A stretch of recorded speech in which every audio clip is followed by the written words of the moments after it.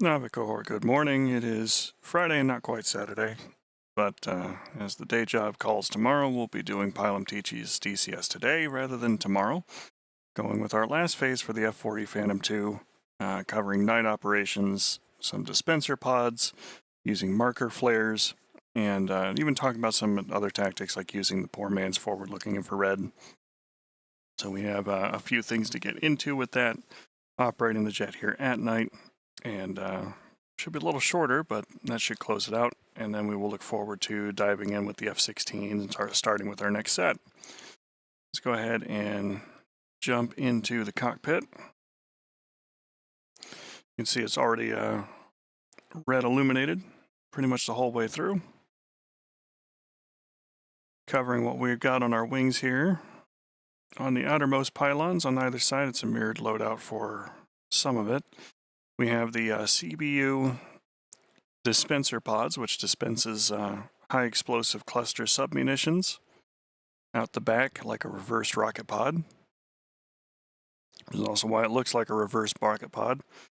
Now each one of these holds a few hundred submunitions, so there's quite a few charges in the device itself.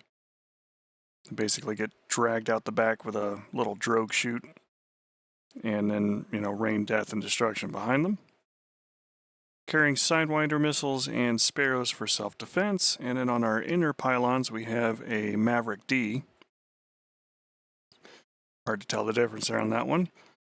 Since it's nighttime, it's hard to see. And a Shrike on the opposite pylon in case I got to deal with an SA-8 or anything. And then on the center line, we are carrying... I'm trying to get a nice shot of that here, but it is nighttime, so it may not stand out as clearly. The Su-8 flare dispenser pods. Each one of those pods contains 8 marker flares that have a parachute on them and brightly illuminate an area underneath them. So let's go ahead and talk about a few things here before we unpause, as our jet is already aligned and ready to go. The first thing that we've got is that the F4 actually has a tinted HUD glass, and it's a little difficult to see kind of right at this moment because we do have some lights that are on there, but if I were to lean my head out here, you could see the difference in brightness between the HUD glass and the windscreen and, the actual illumination. So one of the first things that you're going to have to deal with the jet operating at night is that seeing things out the front of the jet is going to be a little difficult. You might have to do some, alternative looking around to find your targets, or be using marker flares yourself to try and illuminate targets once they've been found. Let's go ahead and unpause. We'll put our helmet on, close the canopy. And we're taking off from Creech today. So it's going to be a short hop out to our unattended target range first. Lights out and stripes aligned.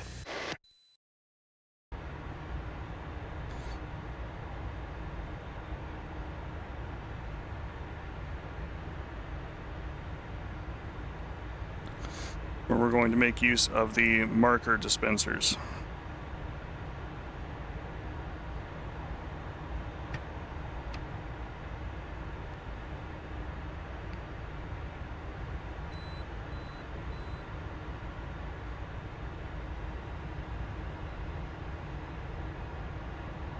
One of the first things that's of crucial importance to operating at night is to adjust all of your different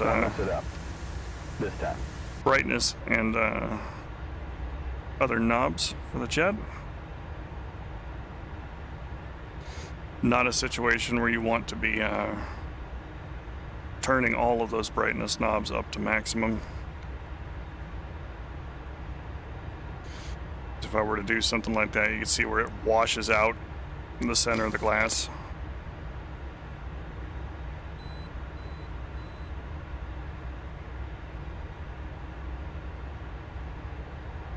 Oh boy, how? Roger.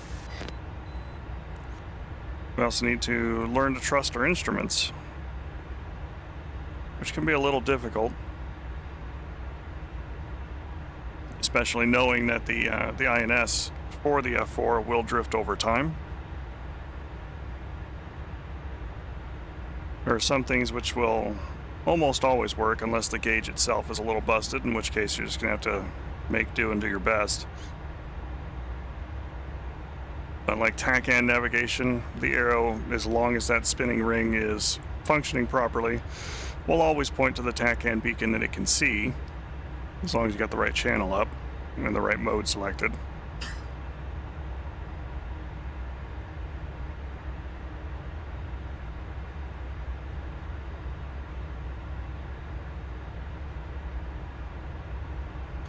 But the standard waypoints there that rely on the INS drift over time, no matter how good of an alignment you try and use.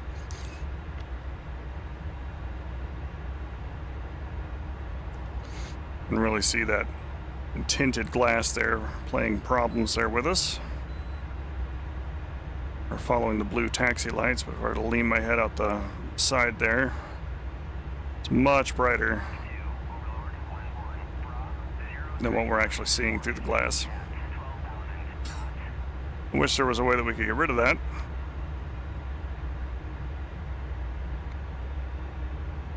Without having to resort to a mod. But here we are.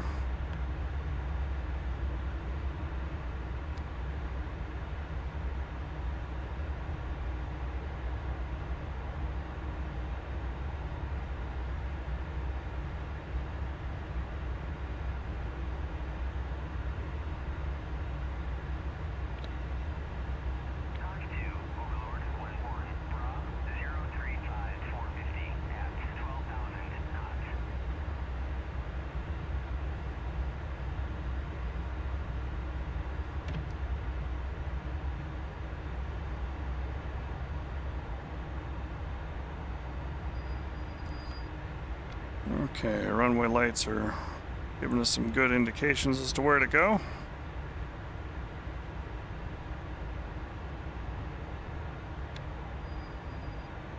We'll take off as normal.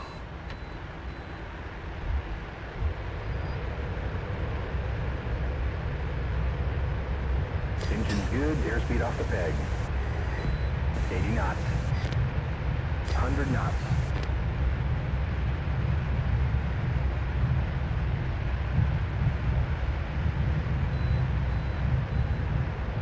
Alright, I got nails, 8 o'clock. Wax up. Gears moving.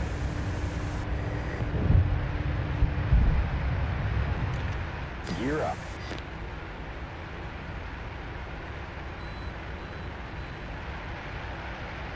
ADI ball is really doing a lot of work.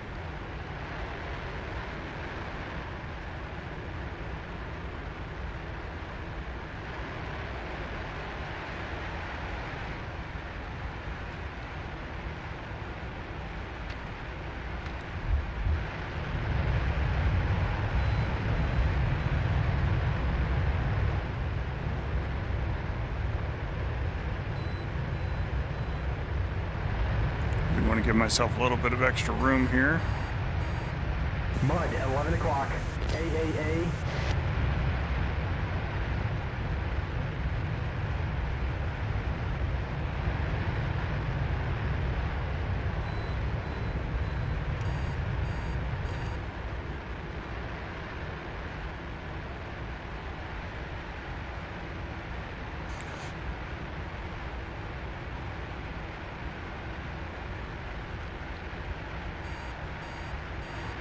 It should be noted too that we do have night vision systems for the jet, which can be of great help. Of course, you're going to want to make sure that you double check all your lighting. Try and make it as dim as you can so that it can be of some use.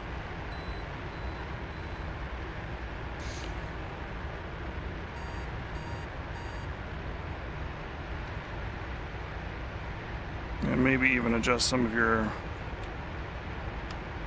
internal lighting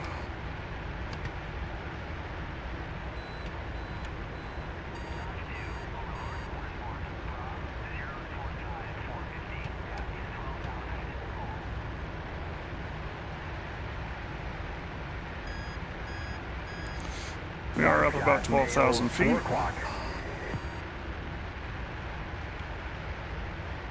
Copy. Okay, steering set for diversion.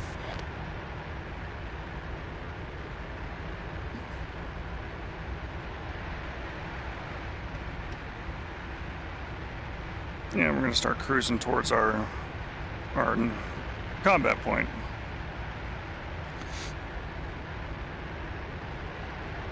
I'm probably toggling this on and off a lot. But while we are on the subject, let's go ahead and come outside the aircraft. Because as you can see, we do have our lights on. And our formation lights on, nice little green stripes there showing where the different parts of the jet are. Got our wing lights on. A lot of different things. Now those things can be seen by the enemy, and having these turned on at night will make it easier for optically tracked sensors, devices, systems, etc. to see you. And so we will want to go ahead and turn those off.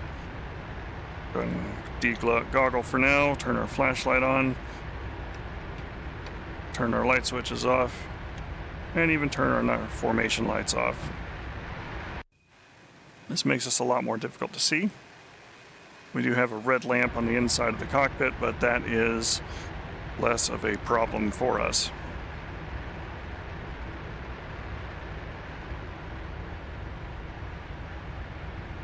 Let's go ahead and arm our dispensers. These are usually released in direct mode.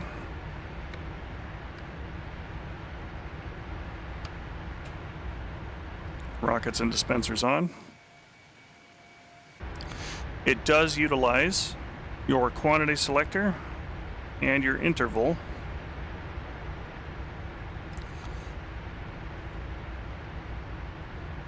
And I would actually select pretty much a higher interval than usual.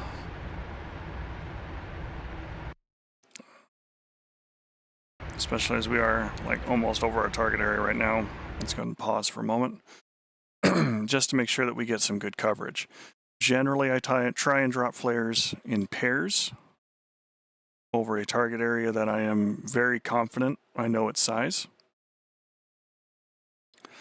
We're looking down here because of our target zone.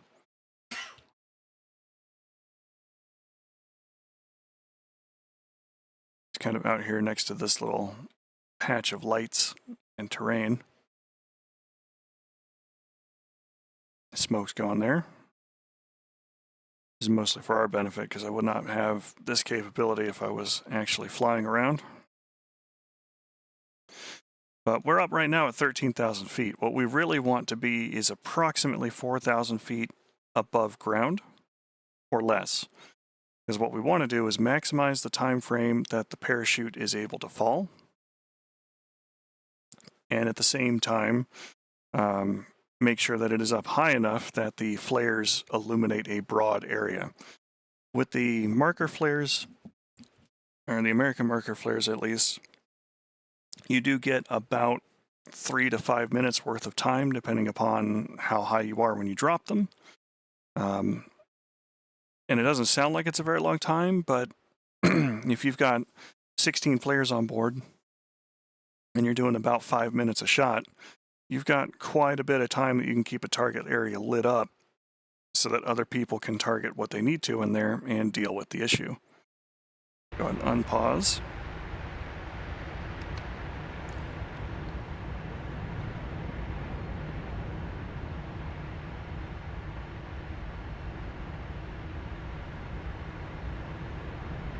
And we're going to come on down.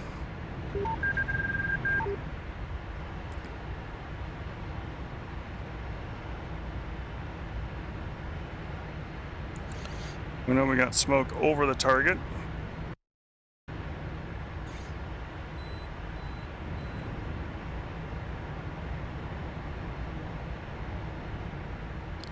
There's our smoke. Now we're able to see it with our night vision optics, which is helpful.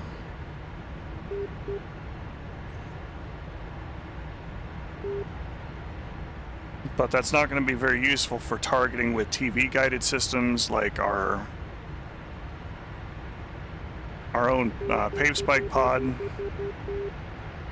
or the Cheval system for the K50s.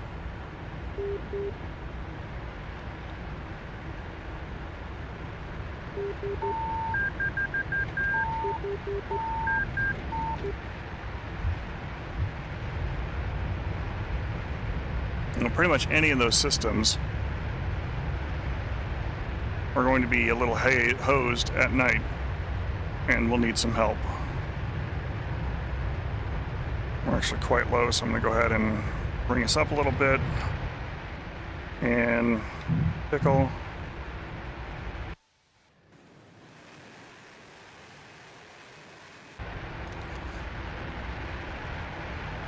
And as we look around there behind us,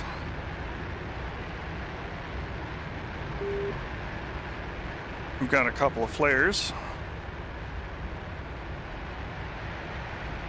They're providing some illumination over the target area.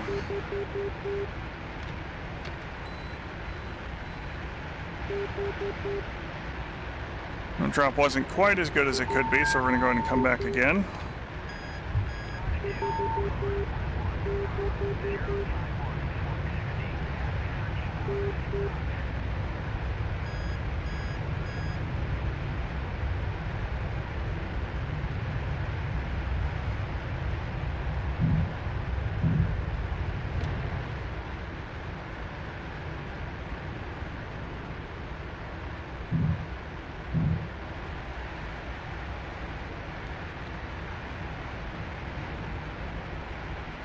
Now, first two we dropped a little low, and we can kind of see where they are somewhat helpful. And these other four I've dropped somewhat high. And we're actually getting into some cloud cover.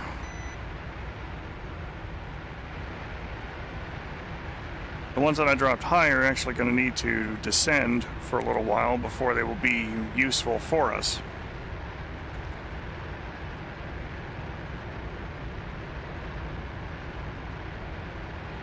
But towards the end of their time floating around in the sky, it should be somewhat helpful. Let's go ahead and just cruise over the top of it. We'll put another pair at a kind of a middle level here. It's looking good. And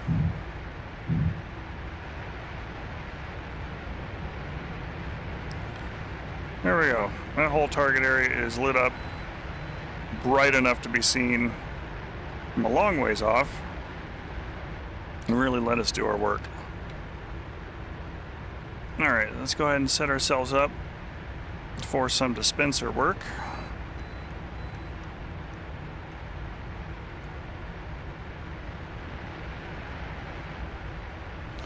Now, using the dispensers, we're also going to be using direct and the rockets and dispenser.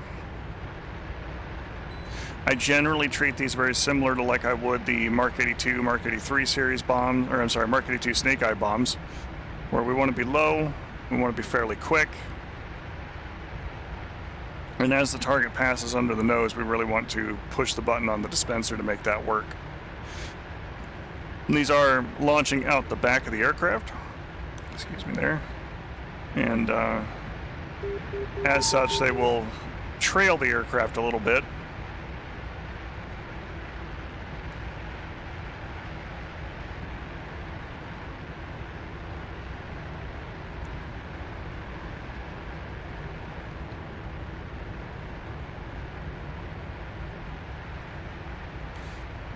Go ahead and come in on it and see how many of these things we can get.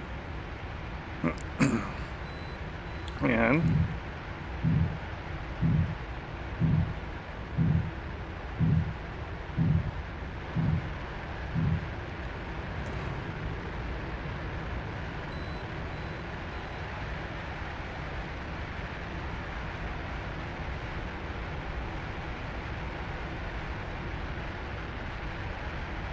quite a bit of little damage there. That was from 5 pulses of the dispenser.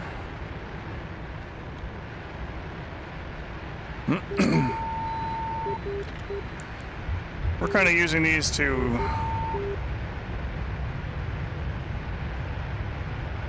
like we would maybe a little bit of bombs. But the reality is that if you're making an actual pass on this, you'd want to try and dump everything in there because you're just really looking to make as wide of a line as possible.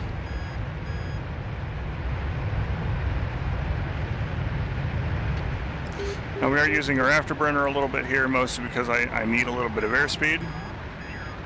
But keep in mind that if you are actively engaged over the top of a combat area like this, that lighting your afterburner up is very similar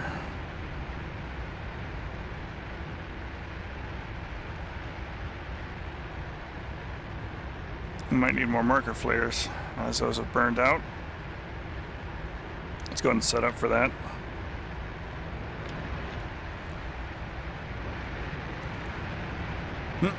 But using your afterburner is very similar to driving around with all your lights on. You know, you've got all kinds of light and energy and everything else that's allowing other people to see it. Yeah, those flares are just about to hit the ground, at which point they will be not very useful to us.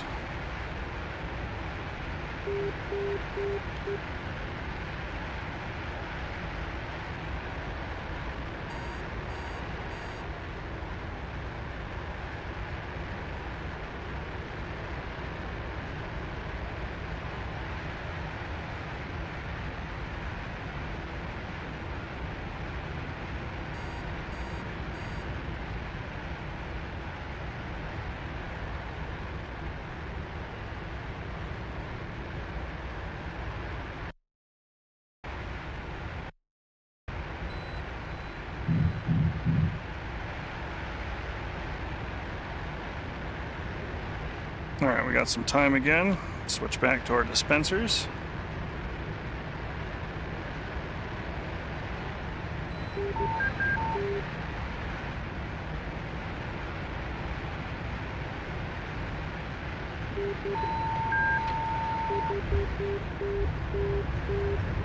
Down to 250 knots.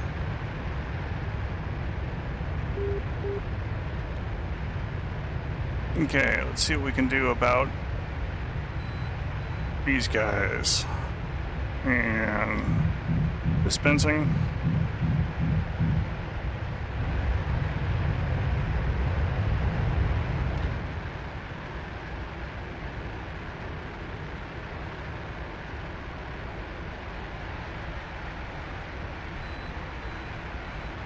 Caused quite a bit more damage. Got some fires out there.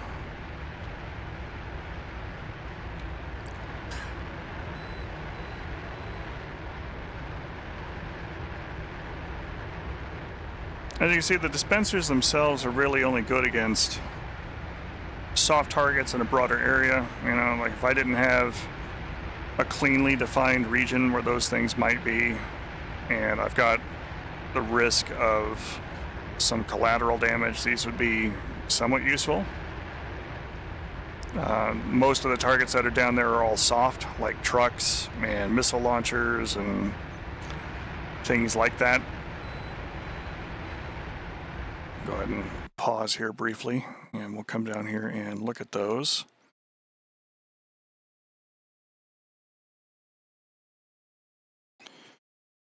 Like this packet of submunitions hit more or less on top of it.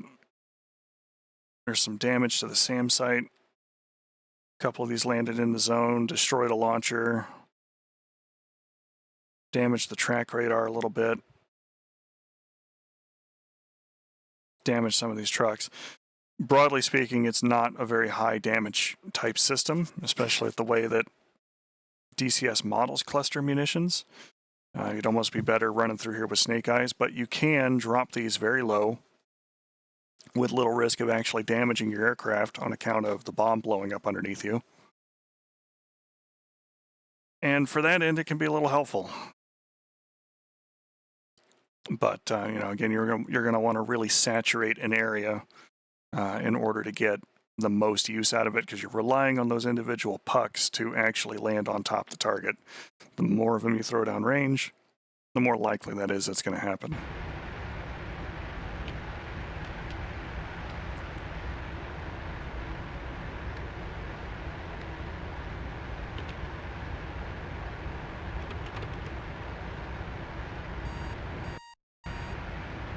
All right, so while we got 6,000 pounds of gas, let's go ahead and climb on up.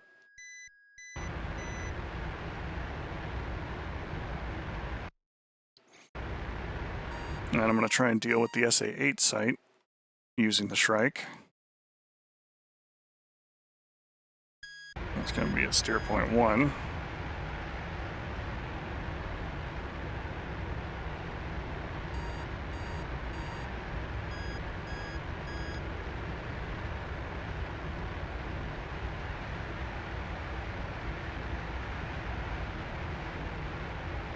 Roger that. Resume steering for primary flight plan. And we'll try and attack the SAM site in the dark.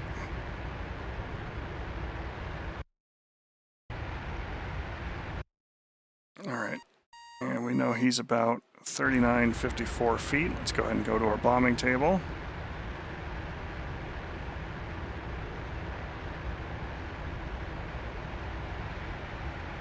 Okay.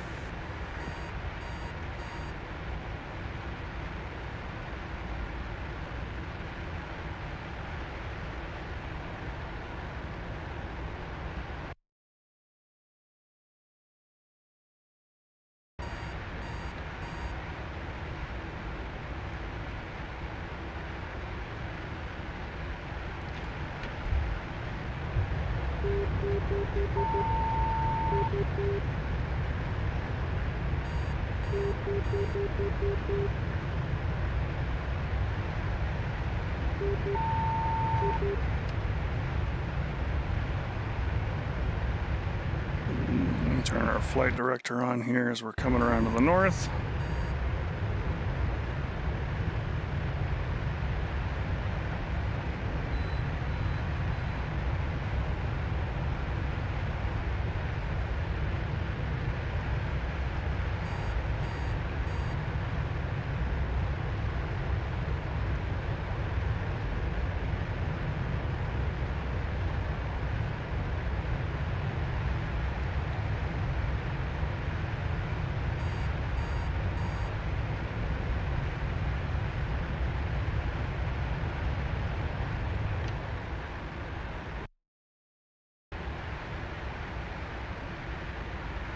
Hoping we're going to start picking up his radar energy shortly.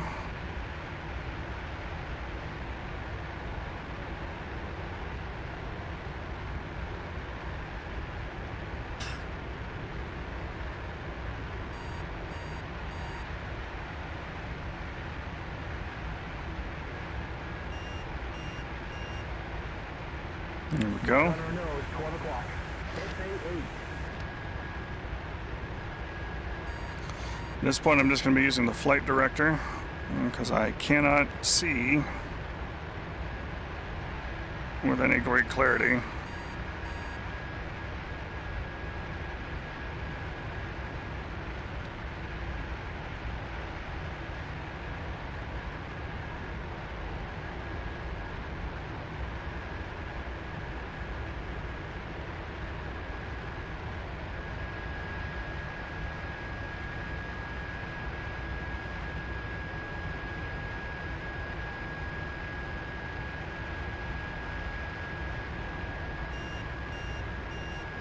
It's important not to roll the aircraft super, super hard.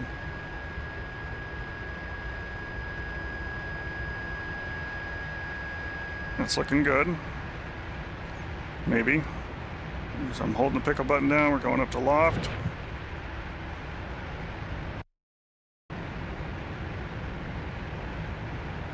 And we are defensive out to the east. I'll fly into the SA-6 system. Heads up, new bogey. Left 30, 45 miles, 22,000.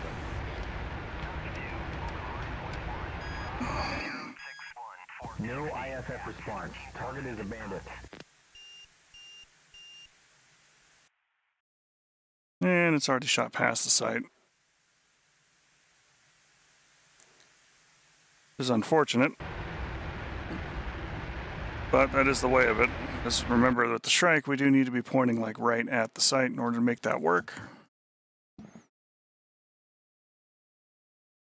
And we did apparently overshoot that a little bit, That's a contact. which is fine. 10 degrees, 47 miles, 22,500. The principle was there, but we've had some difficulties at that particular SA-8 site, given that he's tucked in behind that mountain. 6 we've had a lot of success with. Alright, so let's talk about the poor man's FLIR.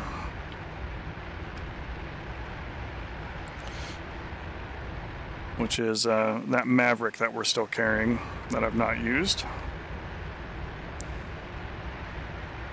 It does have a 3-minute warm-up time, so do bear that in mind.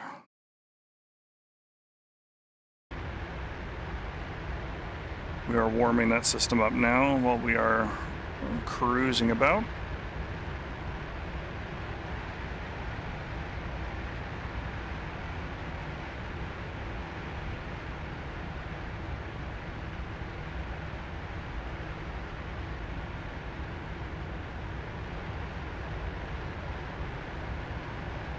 I've found my night vision buttons to places on my HOTAS. Like I have 2 buttons that will change the gain up and down, as that will make some things easier to deal with, especially if I'm trying to look through the HUD glass at all. We can dim that down, or if I need to be able to see the outside terrain, we can dial the gain up. Just the act of putting on and removing the goggles, it's a good button to bind.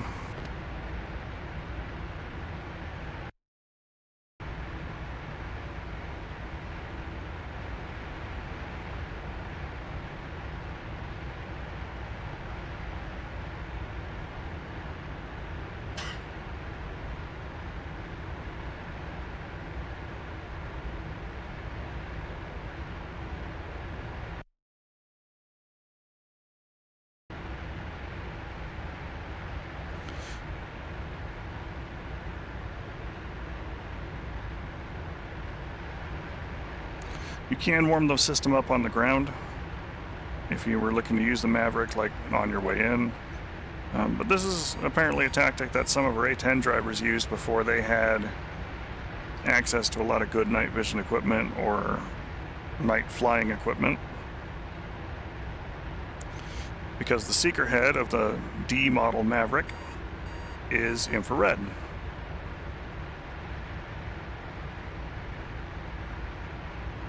So what we're going to be doing is using the seeker head of the Maverick and our small TV screen as a small infrared pod, which we can use to hopefully pierce the darkness and provide a little bit of navigation. Now, it does mean that I can't launch that weapon, because if I do, I'm going to lose my infrared seeker.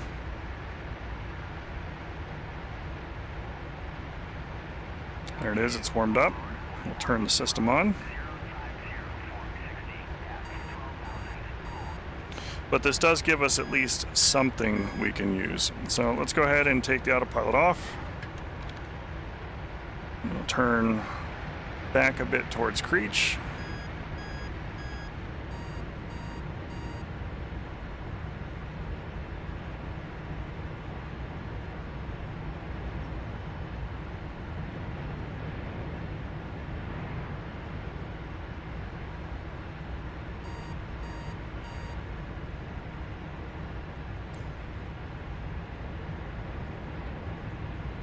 Down below 9,000.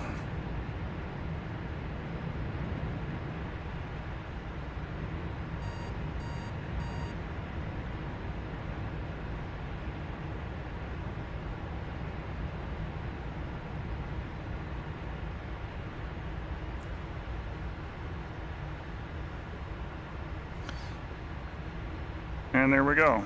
It's not perfect. It's certainly not wide field of view. And the other thing to keep in mind too is that the seeker head is canted downward 45 mil dots from the jet. But we can make out some details like those roads or towns. We can even slew the seeker head around a little bit if we want to try and get a little field of view there.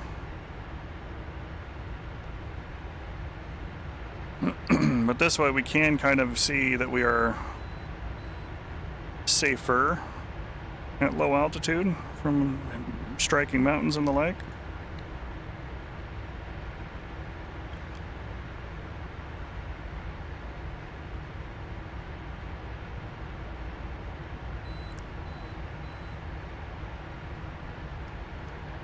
We're going to have to trust our altimeters and things. Like, we're only 500 feet up from the ground right now.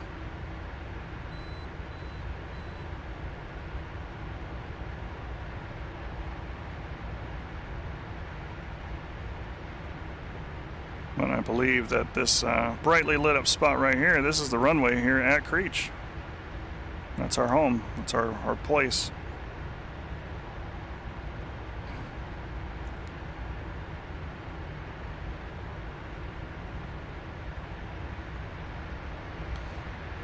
We got mountains and a couple of other navigational hazards there.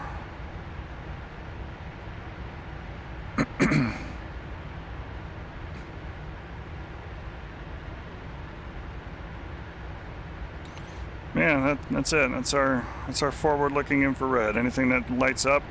I'm gonna offset this down just a little bit. Anything that lights up is a heat source. Flying at night can be extremely disorienting.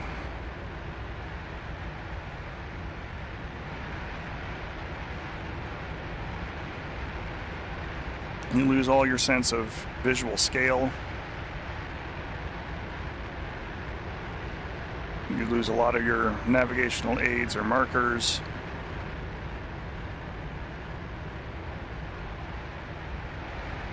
And especially in the case of an older jet like the F-4, over time, if you don't provide correction to the navigation system, you're going to lose accuracy of the system.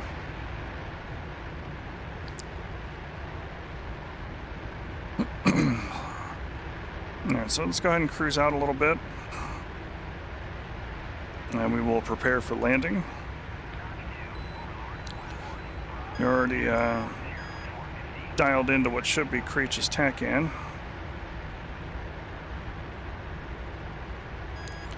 And its navigational information.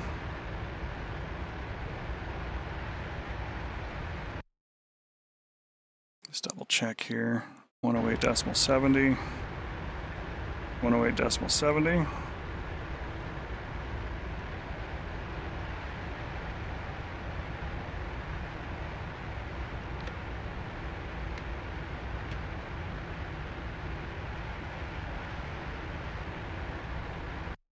And our runway heading, I believe, is like 92. Yeah.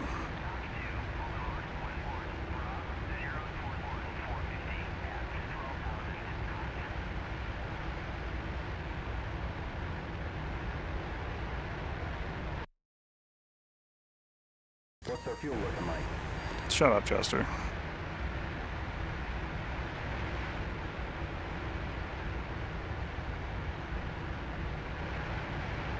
And I just said we're going home. Alright, so since we are coming into land, let's go ahead and turn on all those lights that we turned off for combat.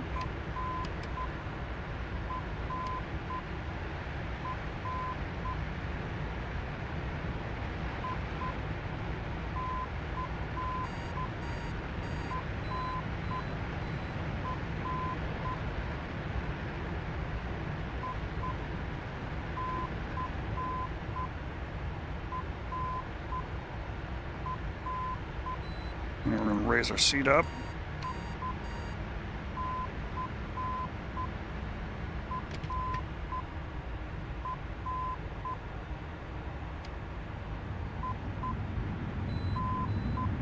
and begin preparing for landing as normal.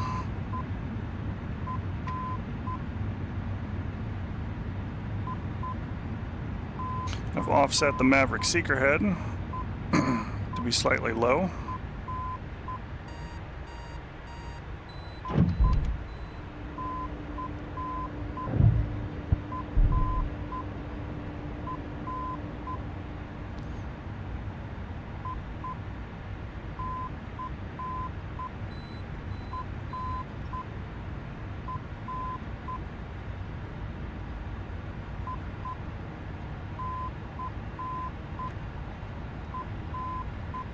Visibility in at the runway is nice, so I don't have to worry quite as much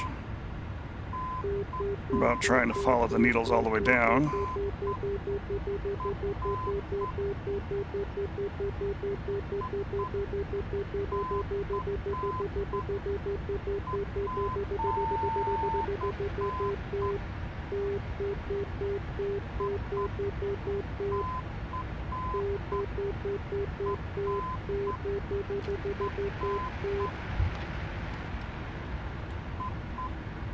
Okay, gear, flaps, pressure, warning lights, anti-skid.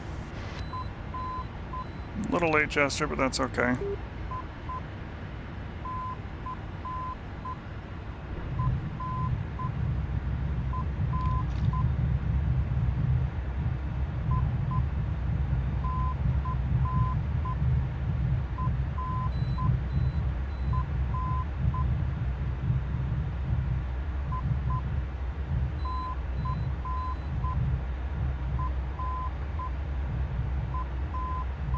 I should have had my compass aligned to 8.2.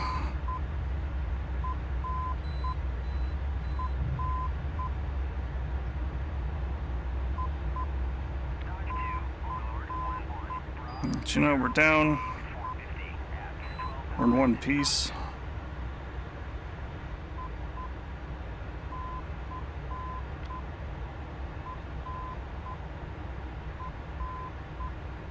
We've accomplished our mission for today.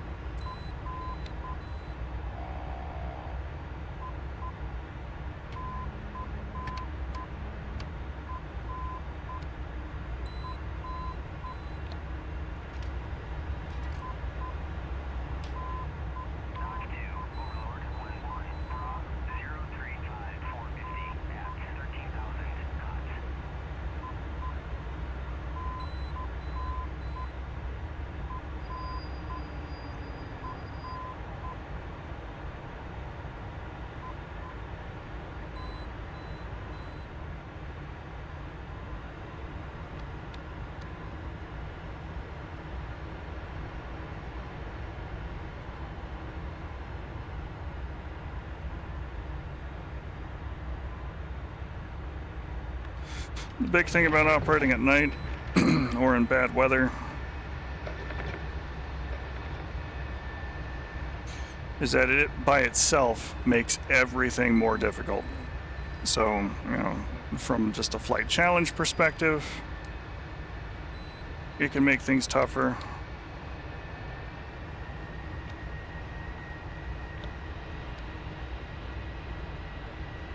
From a mission design standpoint, you can make a mission fairly easy, but throw in the difficulty of bad weather or nighttime and have people end up fighting the environment just trying to do their work.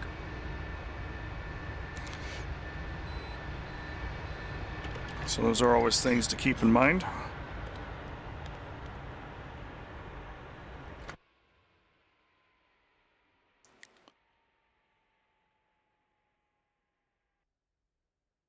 Nevada has got probably the worst lighting available to it, which is ironic given the city that's here. But on any map, even the ones that have the better lighting engine, where you can actually get some good moonlight and starlight, things like that, that will make things a little easier for certain things to be seen. Operating at night is still a big challenge.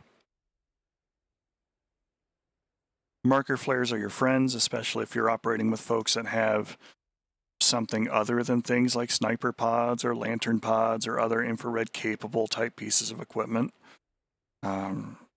Any of the daytime only sensors are going to need marker flares to spot the target, but they're also good just from a universal standpoint of here's a very brightly lit area about where the target is. It's another thing you can use as a frame of reference and go, okay, north edge of the illuminated field. Even in a set of night vision goggles, you can find out where things are like that very quickly.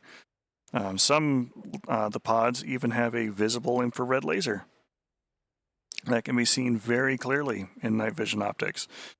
So that's another way that you can help direct people onto targets and to make that kind of thing work. So keep those things in mind when you're flying around at night.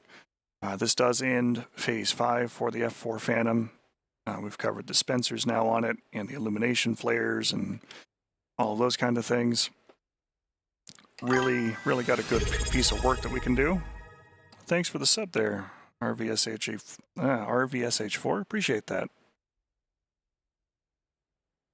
Resubs are always great. Thank you. So with the F-4 being finished up, the next aircraft that we're going to be looking at and going through phase by phase is going to be the F-16 Fighting Falcon, sometimes known in DCS circles as the Viper. For the Colonial Vipers of Battlestar Galactica, rather. Speak, I promise.